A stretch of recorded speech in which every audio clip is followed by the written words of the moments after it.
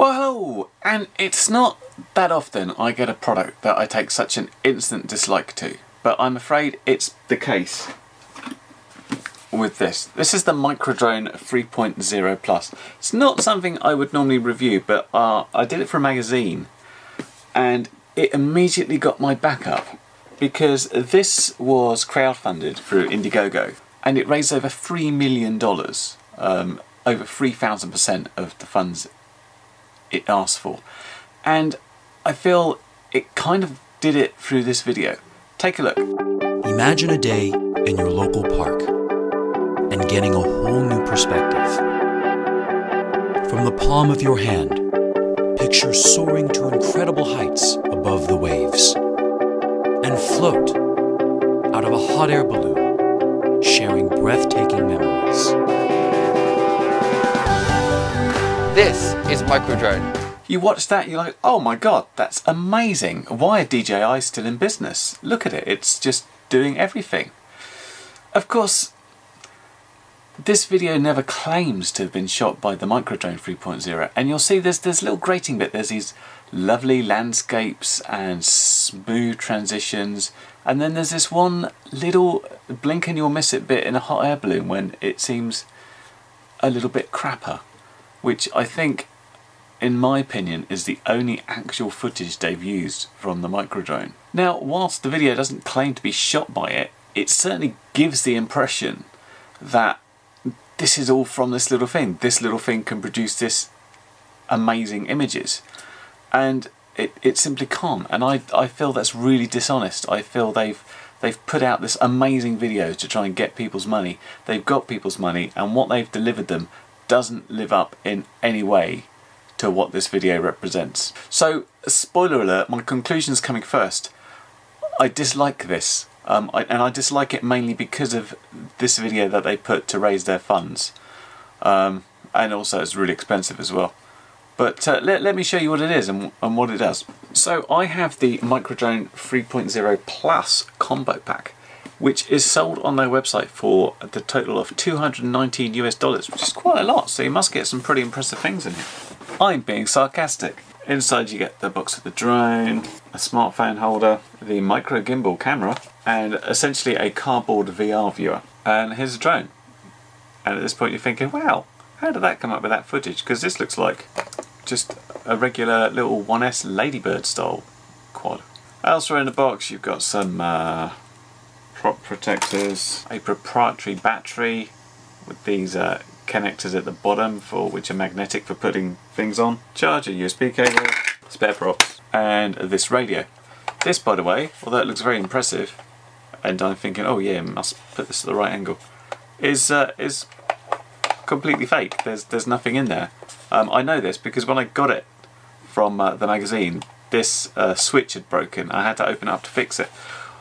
And all you have at the back, you have the RF module here and a tiny little antenna that pokes up this far. So it's just this little thing at the back of the radio. So if you're going like this, putting that up thinking you're getting the best signal, you're not. So as I mentioned, this battery has these little magnetic contacts on.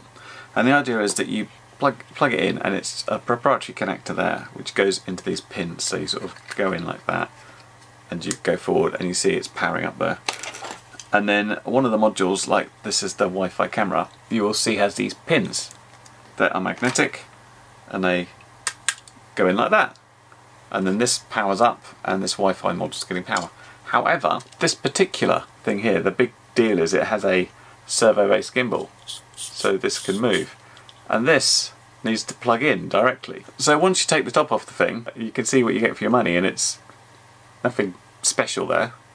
And this is where this little unit plugs into, so let's do that now. So yeah, it looks slightly less modular with this camera hanging around, and I mean the problem is you can't safely store it there, it's just hanging around. Of course what you want to do is connect it to the battery and have the battery sort of just sat there but not powered up, but you can't do it. See, if the battery is in place then the quad's on, and if this is in place on the battery then the camera's on. So the actual gimbal part does the job. You should be able to hopefully see it there. It kind of tries to keep its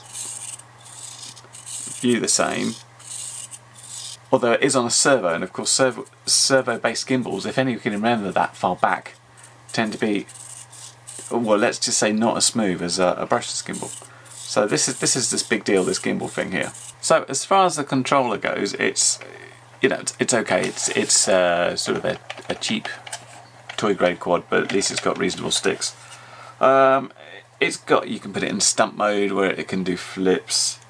It's got a smart orientation and a return mode. Of course, return mode works like most of these cheap quads do, where they know they've gone out in a certain direction and their orientation is, but it doesn't account obviously for the wind blowing it around. It's got 3 rates, and what it's also got is this gimbal switch. Now this gimbal switch is a bit weird, so you can change the gimbal manually through the controller by flicking the switch. At that point, your pitch stick becomes the gimbal control, but obviously during that time the pitch has no input over what's happening.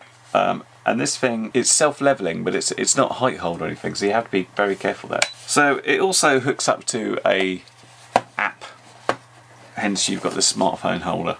The smartphone provides your Wi-Fi FPV footage, and you can also change the gimbal control via that, but of course you still have to take your thumb off the control to do stuff on that, so it's kind of like, yeah. So let me show you some footage of the thing flying, and we'll talk more then.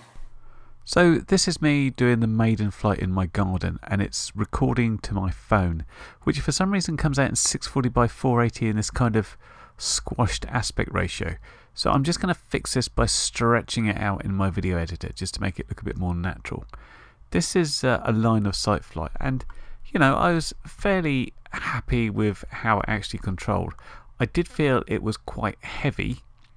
And you notice this if it sort of drops a bit and you have to really throttle up to save it, but certainly the control wise was okay. I had a quick go of trying to use the gimbal, which is interesting to say the least. And on stunt mode as well. Stunt mode is really weird because it's not just like a little button that you press. When you put it into stunt mode, if you move the stick all the way, then it does a flip, and if you don't move it all the way, it controls normally, so you just have to be slightly careful. I mean, it works okay though. So we're off into the field we went. Oh, feels heavy. Now I'm just filming here with the GoPro Session on my head. FPV signal. So I'm just having a fly around, and flying around's fine once again. But it is heavy, and you notice it trying to go into a corner here, it didn't work. And I'm trying to pull up here and it goes all the way down. It just didn't have enough power for the weight. Now I attempted to film this in sort of normal way, having one camera facing down, looking at the smartphone. Unfortunately I didn't get the angle right here, so I haven't got much footage. You can see a little bit here, but not an awful lot. But this is basically how it looked. It's the normal sort of Wi-Fi FPV deal. And this is the actual footage from the drone itself. Now this is recording to the internal SD card that sits in the Wi-Fi module, so this is as good as it gets. This is 720p and it records at 25 frames a second. If you record to the phone, it only gets like 20 frames a second. So this is the best, 25 frames. And you can see it's kind of soft in the focus, and it kind of looks a little bit out, and the bit rate's quite bad, and it's essentially not very good. This is, look at that light handling. This is looking down and trying to get a little bit of height just to do a bit of a look down thing. Now we didn't go very far. The quoted control distance on this radio is 500 feet, with the Wi-Fi FPV being 150 feet. I didn't go that far, and it was still choppy. I mean, you can get away with it if you've got like barrow hold or ideally GPS hold, but on this thing you need to really look out and watch for it, and it was chopping up pretty much even at this sort of short distance. But that's just Wi-Fi FPV. It's not particularly bad on this one than any other one.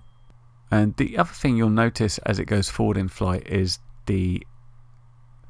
although it attempts to get the horizon in shot all the time with the one-axis gimbal. It's, as I said, it's not a smooth transition. It's not a perfect thing. It seems to jump about a bit.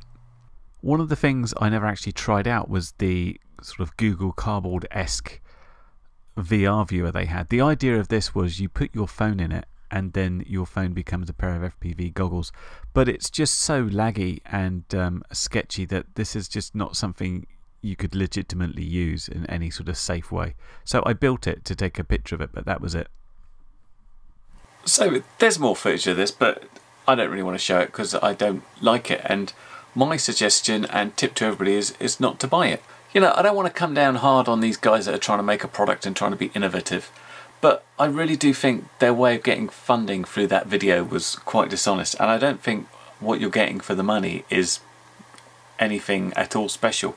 I mean, don't get me wrong, this quad flies okay just as a little line of sight toy quad, but it's not a toy quad price. This should be like, you know, £20–30 and it'd be fine. I mean, I think they did an amazing marketing job. They managed to get on TV shows and all sorts of press getting really positive things about them somehow. I just don't really know how, unless these guys have never flown anything before. Of course, this is just my opinion, and you know, I may be wrong, and if you've got one of these and think it's amazing, then please let me know, and let me know why. And also, I'd ask the question, have you tried flying anything else, or simply throwing a camera up in the air? Because I honestly think that would get better footage than this would. Now, I wasn't necessarily going to do a review on this. The reason I did so is because I disliked it that much that I just wanted to at least warn people if they were potentially looking at videos, they saw this, they thought, wow, this is amazing. Hopefully they checked out YouTube and might come across a video like this or others that at least cast a slightly more critical eye on what you're getting.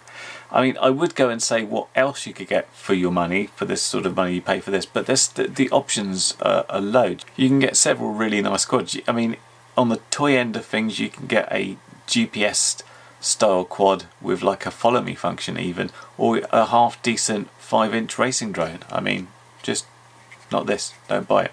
Anyway, that's been my really upbeat and happy review on the Extreme Flyers MicroDrone 3.0 Plus, which you shouldn't buy, and there will be no links down below. Hopefully normal cheery service will be restored next time. Until that time, I will see you. Catch you later. Bye for now. Well, you've made it to the end of the video, so thanks once again for watching. If you like what you saw, then please consider subscribing, and if you really like what you saw, then be sure to check out the link to my blog for a variety of ways in which you can help support this channel.